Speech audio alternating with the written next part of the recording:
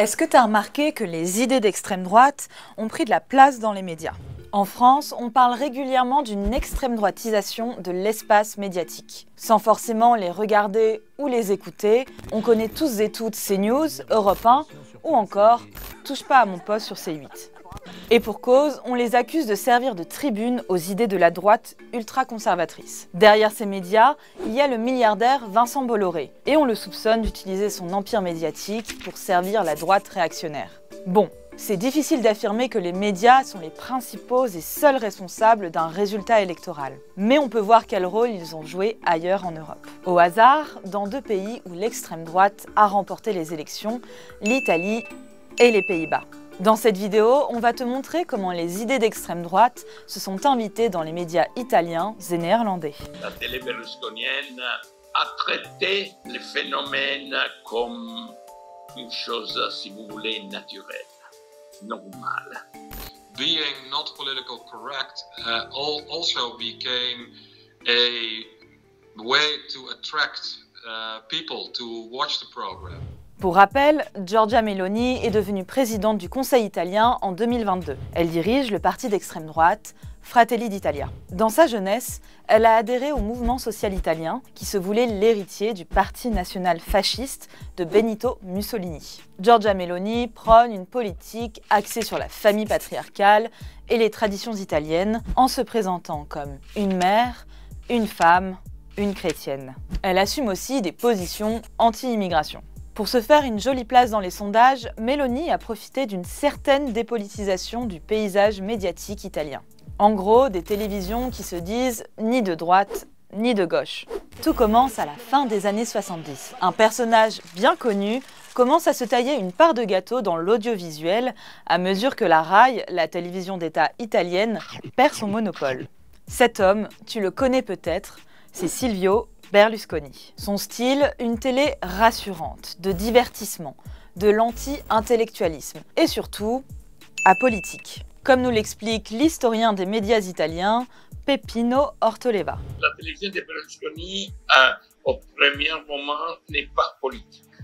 Il n'avait presque pas d'informations. C'était une télé pure entertainment. Quelque chose qui ne crée pas de problèmes, qui ne posait pas de questions.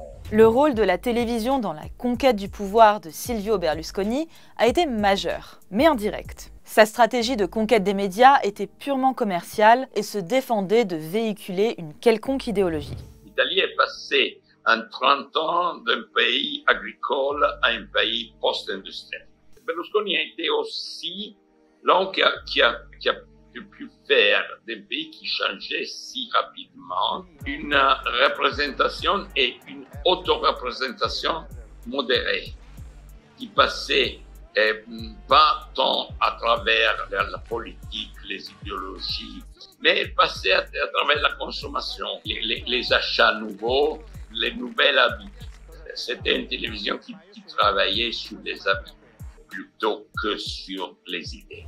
Au fil des ans, la télévision berlusconienne s'est imposée aux côtés de la RAI et a fait de son créateur une figure populaire. Pour les Italiens et Italiennes, ce n'est pas forcément un homme politique qu'ils ont élu, mais plutôt un homme du peuple.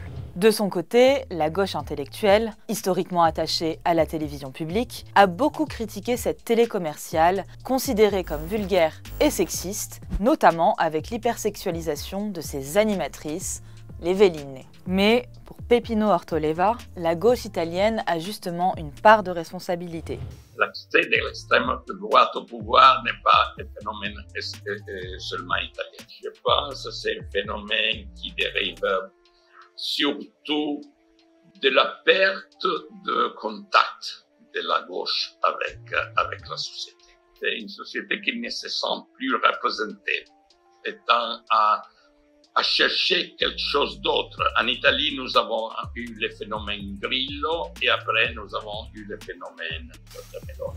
Comme le sujet politique n'existe pas dans la télévision berlusconienne, il n'y a plus vraiment de moralisation autour du danger du fascisme et de l'extrême droite. Finalement, ces chaînes de télé ont parlé de Meloni et de son arrivée au pouvoir comme un fait d'actualité ordinaire. Je l'appelle une politique du pari.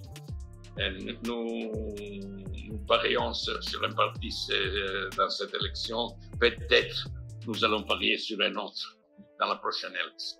La télé berlusconienne a traité le phénomène comme une chose, si vous voulez, naturelle, normale. Un autre pays européen a vu le discours réactionnaire s'imposer à la télévision de façon tout aussi innocente et même potache, les Pays-Bas.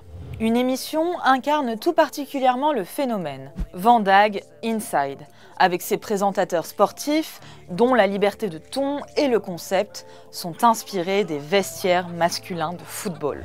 L'émission polémique regroupe en moyenne 2 millions de téléspectateurs et téléspectatrices. C'est beaucoup pour un pays de 18 millions d'habitants. Mais comment une émission de football a-t-elle pu devenir un espace d'opinion politique? On a posé la question au politologue Con Vossen, spécialiste du populisme et des mouvements antidémocratiques. This whole format was very popular and it changed more and more into not only talking about football, but also about politics and about women in a, you could say, also a football canteen kind of way.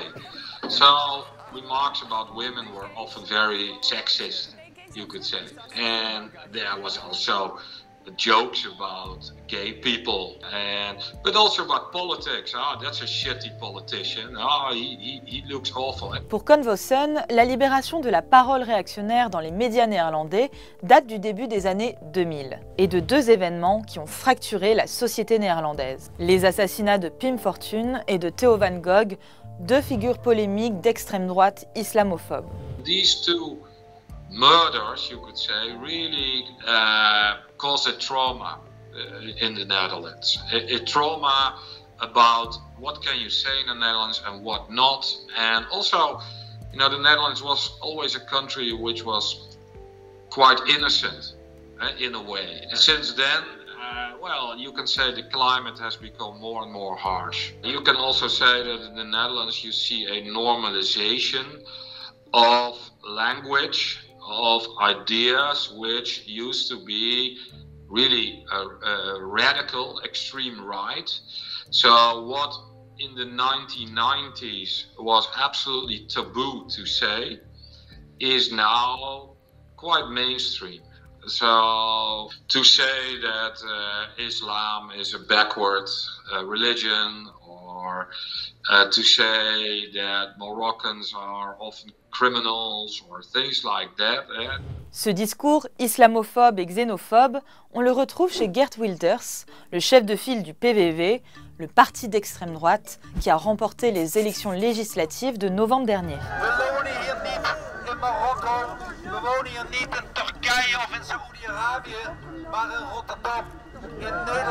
Geert Wilders aime se présenter comme une personnalité anti-système et anti-média, mais qui a quand même besoin des médias pour exister. Et réciproquement.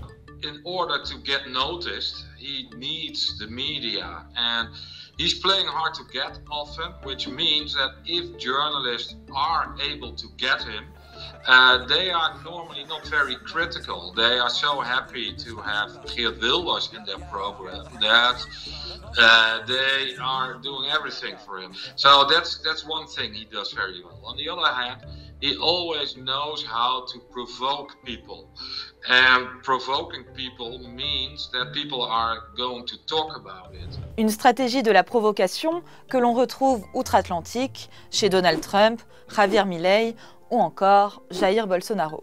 Le principe, tenir des propos polémiques pour s'inviter dans l'actualité. Et comme en Amérique, Geert Wilders a pu s'appuyer sur une notion chère aux Néerlandais et Néerlandaises, la liberté d'expression. Freedom of speech is really a big thing in the Netherlands. You know, there's no official censorship or something, but and most talk shows are live on television, so they can cause quite a stir when things are said that are being perceived as not very political correct. Alors on fait quoi pour éviter la banalisation de l'extrême droite dans les médias? Dans beaucoup de pays en Europe, on ne peut pas tout dire. Il existe par exemple des lois qui condamnent les injures à caractère raciste, homophobe ou les incitations à la haine.